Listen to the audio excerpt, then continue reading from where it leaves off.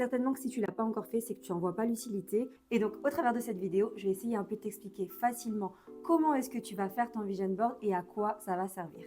Let's go!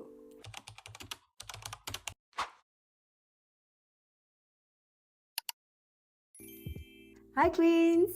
Aujourd'hui, on va parler vision board et on va voir est-ce que c'est utile ou pas de faire un vision board. Comment est-ce qu'on fait pour avoir un vision board qui fonctionne réellement? Comment on fait pour faire son vision board et à quoi ça sert? Et je vais te partager 5 étapes que tu peux mettre en place pour que ton vision board s'accomplisse réellement. On a tous déjà fait des vision boards, mais je suis certaine, si c'est pas toi, tu connais au moins quelqu'un qui a déjà fait un vision board qui n'a pas fonctionné. Et du coup, cette année, l'année 2025, c'est mort. Personne va louper ses objectifs. J'imagine que tu sais ce qu'est un vision board, mais si jamais c'est pas le cas, en fait, un vision board, c'est simplement un tableau de visualisation. Donc, c'est un outil qu'on utilise. Il est soit sous format physique, mais il peut être aussi digital. Et on va l'utiliser pour pouvoir matérialiser la vision qu'on a et nos objectifs, pour pouvoir nous rappeler et nous motiver aussi pour accomplir nos résolutions. Il y a plusieurs manières de faire un vision board, mais avant de faire ton vision board, il y a certaines choses à faire. Évidemment, pour faire un vision board ou un tableau de visualisation, tu dois savoir ce que tu visualises. La première chose que tu dois faire clairement, c'est identifier tes objectifs. Souvent, on va faire un vision board et on va aller prendre des images sur Pinterest qui nous plaisent, qui sont un peu lifestyle, etc. Mais tes objectifs, c'est pas simplement d'avoir un bon lifestyle. Tes objectifs, c'est vraiment d'accomplir des choses qui vont te propulser dans ta productivité, dans tes entreprises et dans les choses que vraiment tu veux accomplir. J'imagine certainement que tu veux manger sainement, comme tout le monde, mais c'est pas l'objectif ultime de ta vie. Donc, tu dois d'abord te poser pour voir quels sont tous tes objectifs pour l'année. Et c'est seulement sur base de tous tes objectifs que tu vas faire ton vision board, parce que sinon ton vision board ne sera pas complet, il ne sera pas équilibré et il n'y aura certainement pas tous tes objectifs. Et du coup, tu risques en fait d'oublier certains de tes objectifs parce que tu ne les as pas mis soit par écrit, soit sur ton vision board. Donc la première chose que tu dois faire, c'est vraiment d'identifier tes objectifs. Donc tu te poses et tu regardes à tout ce que tu veux faire.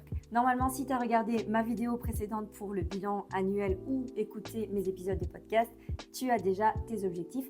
Mais si ce n'est pas le cas, je t'invite à télécharger mon guidebook qui est gratuit où tu peux en fait faire ta vision, établir tes objectifs à long terme pour ne pas rater tes objectifs. Le vision board, c'est pas simplement une belle composition visuelle avec des images qui sont belles et qui te donnent juste du baume au cœur pour une minute ou pour juste un moment donné. C'est réellement un outil, si tu l'utilises correctement, qui va te propulser pour arriver à l'accomplissement de tes objectifs. Moi, j'ai fait mon premier vision board en 2024 et c'est ça qui a complètement changé ma productivité parce que j'ai été constamment collée à ma vision et c'est vraiment ça qui m'a aidé à me souvenir tout le temps de ce que je voulais accomplir. Et c'était plus simplement des résolutions, mais c'est vraiment devenu une vision que je pouvais suivre. L'idée du vision board, elle est géniale, mais il y a un problème avec le vision board, c'est souvent ce que tu vas y mettre. Si tu mets sur ton vision board des images qui ne correspondent pas à tes objectifs, tu vas avoir du mal à les atteindre. Alors, comment on fait pour définir nos objectifs? En fait, on doit regarder dans toutes les sphères de notre vie, qu'est-ce qui compose en fait notre vie? Quels sont nos loisirs? Quelles sont nos activités? Qu'est-ce qu'on fait au niveau relationnel? Et en fonction de chacune des sphères de notre vie, on va établir en fait des objectifs en fonction de nos priorités. Il y a peut-être des sphères de ta vie pour lesquelles tu n'as pas d'objectif et c'est OK. À ce moment-là, tu ne devras pas les remettre sur ton vision board, mais tu dois d'abord faire un 360 sur ta vie pour voir où est-ce que tu veux accroître ta productivité ou où est-ce que tu veux te développer dans un certain domaine. Par exemple, pour mon propre vision board, basé sur mes objectifs, j'ai mis le focus sur ma vie spirituelle, sur ma carrière, sur mon développement personnel, donc surtout sur la formation cette année, aussi sur le lifestyle, oui, parce que bon, je suis une meuf vraiment soft life, tout le monde le sait, et aussi le bien-être et la santé mentale parce que ce sont des choses qui me parlent et que je pense devoir vraiment développer ici en 2025. Mais pour toi, ça peut être beaucoup plus axé peut-être sur les finances, sur le sport et sur autre chose. Il y a aussi certaines choses que j'ai envie de développer moi pendant toute l'année, mais que j'ai pas forcément mis sur mon vision board parce qu'elles sont pas prioritaires et que c'est pas vraiment des objectifs qui sont quantifiables ou que je peux définir. Par exemple, passer du temps avec mes amis, passer du temps avec ma famille, lire beaucoup plus. Voilà, j'ai mis des choses qui sont globales comme le développement personnel et je peux le mettre dedans parce que dans le développement personnel, il y a plusieurs aspects et donc la lecture se retrouvera dedans. Mais je me suis plus focalisée sur la formation pour l'année 2025. Du coup, si tu comprends bien, Pour pouvoir faire un vision board qui est réalisable et réaliste, avant même de commencer à le faire, tu dois vraiment réfléchir. Ça demande un temps de préparation et de réflexion pour ne pas que ce soit simplement un tableau esthétique, mais pour vraiment que ce soit quelque chose qui vienne procurer en toi un sentiment de motivation, de détermination, quelque chose qui aura un impact sur toi. Ensuite, tu vas devoir choisir le matériel que tu vas utiliser pour faire ton vision board, pour pouvoir y mettre les images que tu vas faire pour ton vision board. Alors ça peut être soit un format physique ou un format digital. Moi ici aujourd'hui, on va faire un format digital ensemble, mais j'ai aussi eu l'occasion de faire un format physique. Donc pour moi, les deux, c'est vraiment cool. En fait, en gros, ça dépend un peu de ce qui te parle. Moi, personnellement, j'ai décidé de faire un vision board digital pour tous mes objectifs généraux, on va dire, de toutes les sphères de ma vie, parce que du coup, c'est facile pour moi de les remettre après sur mon ordinateur, sur mon téléphone, et de pouvoir aussi l'utiliser pour mes contenus. Mais par contre, pour le format physique, j'ai décidé de le faire, mais pour mon prayer board. Donc là, c'est vraiment juste des choses qui sont liées à la vie de prière, et là, du coup, je vais le mettre dans mon petit coin de prière, et donc je trouve ça chouette. Au lieu d'avoir mon téléphone dans la main, et puis du coup, j'ai pas deux fonds d'écran, j'en ai qu'un seul. Donc je me suis dit, pour me motiver aussi dans ma vie de prière, je vais faire un prayer board sur un support physique. Du coup, on peut avancer pour commencer à faire notre vision board. On a clarifié nos objectifs et on a choisi le support, le matériel qu'on allait utiliser. Et maintenant, ce que tu dois faire, en fait, c'est que tu dois sélectionner des images. Mais il ne faut pas sélectionner les images n'importe comment, parce que en fonction des images que tu vas choisir, c'est ça qui va déterminer si ton vision board va être accompli ou pas. Enfin, en tout cas, si ta vision va pouvoir être accomplie ou pas. Évidemment, tu as des objectifs qui sont réalistes et du coup, les images aussi doivent être réalistes. Je prends un exemple. Si tu as dans tes objectifs l'envie de perdre du poids, il faut que tu prennes une image qui corresponde à ce que tu peux réellement atteindre.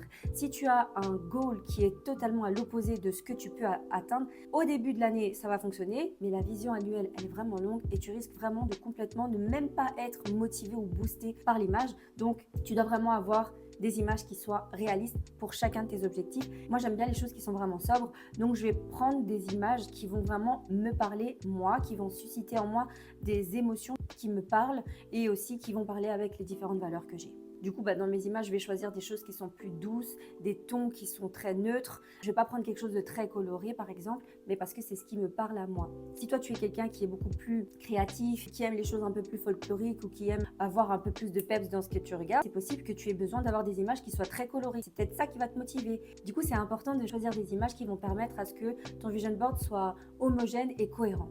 Tu vois ? Maintenant qu'on a fini les devoirs, on a pris un temps de réflexion, on a choisi nos objectifs, on a choisi le matériel, on a aussi choisi les images, on peut faire le vision board. Alors, moi, je vais expliquer comment est-ce que je fais le vision board digital. C'est hyper facile. Du coup, on va utiliser ensemble Canva. Donc, moi, j'utilise la version qui est gratuite. Donc, j'ai choisi déjà toutes les images qui me parlaient par rapport à mes objectifs sur Pinterest et je les ai importées pour pouvoir les utiliser et faire mon Canva.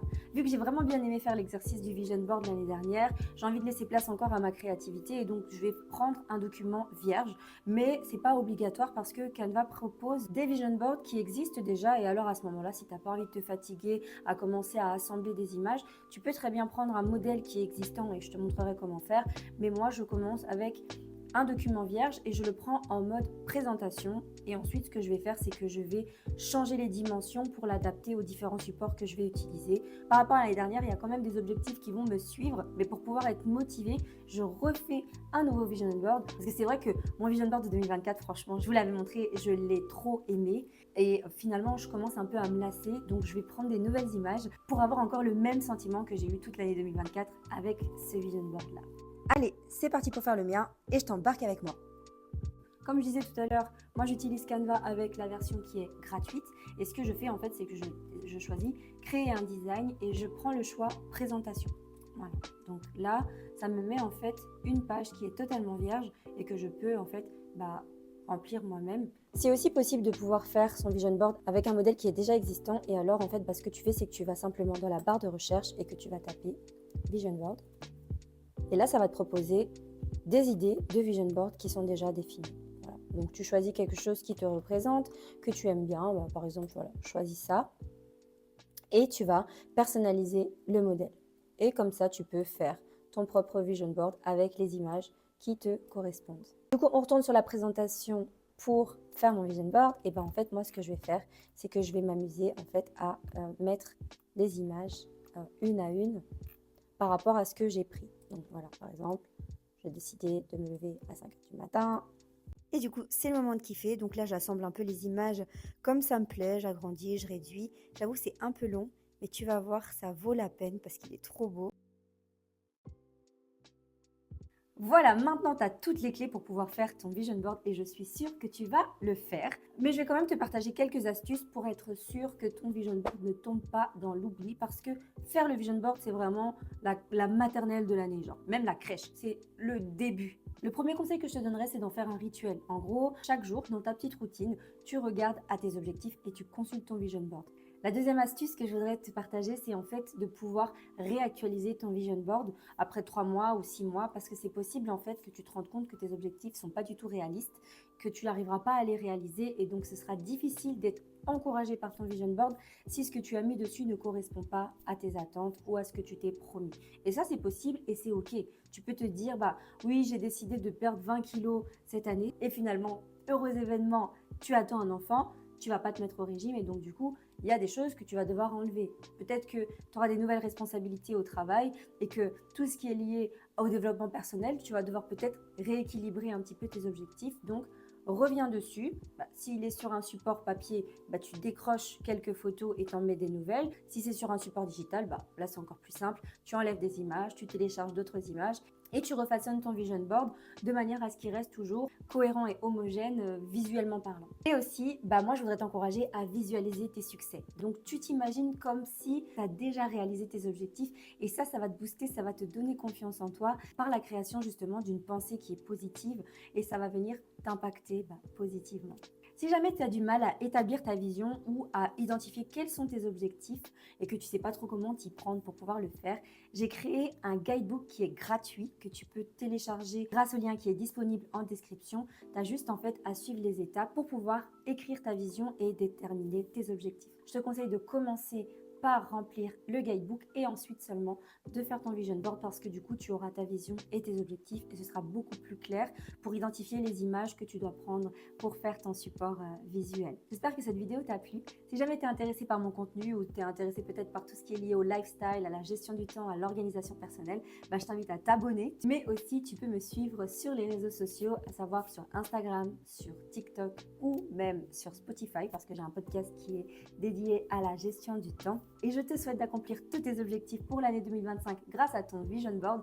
Ça serait vraiment cool que tu puisses me le partager, peut-être sur Instagram, que je voie comment tu l'as fait et comment est-ce qu'il t'aura motivé. Et même peut-être à la fin de l'année que tu m'envoies tes résultats. Du coup, pour moi, c'est le temps de changer de vision board. J'avoue, celui-là, il va me manquer.